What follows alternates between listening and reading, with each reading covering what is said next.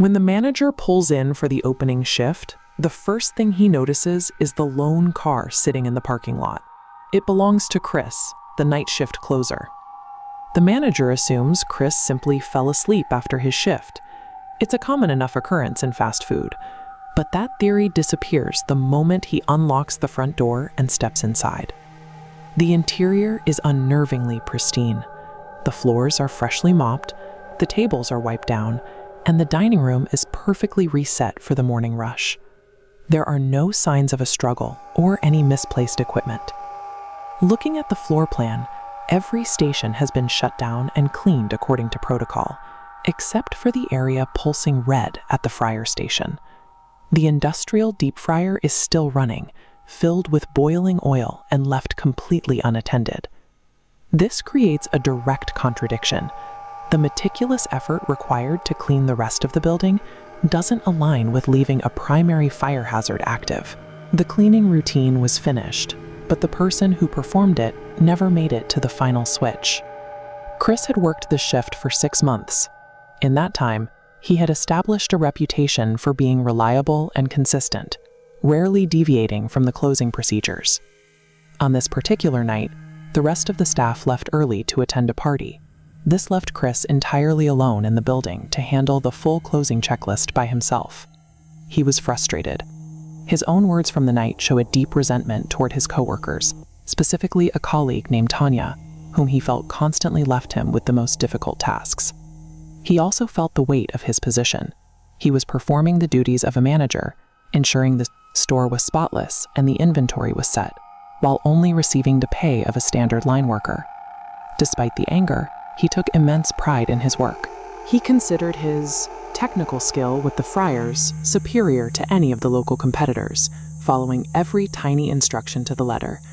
This mixture of professional pride and personal resentment kept him focused inward. He was so preoccupied with his own frustration that he became less observant of his physical surroundings. To block out the silence of the empty restaurant, he puts on his earphones. As shown here, this choice immediately limits his awareness. The sounds of the kitchen, the humming of refrigerators, now hit a barrier, completely disconnecting him. Then a noise cuts through. It is sharp and distinct enough to penetrate the music playing in his ears. He stops for a moment, but rather than investigating the sound, he chooses to dismiss it. He tells himself it's just his imagination playing tricks on him in the empty store. He blames his own equipment, attributing the sound to the poor quality of his earphones. This rationalization allows him to ignore the rising sense of unease. His reaction is to speed up.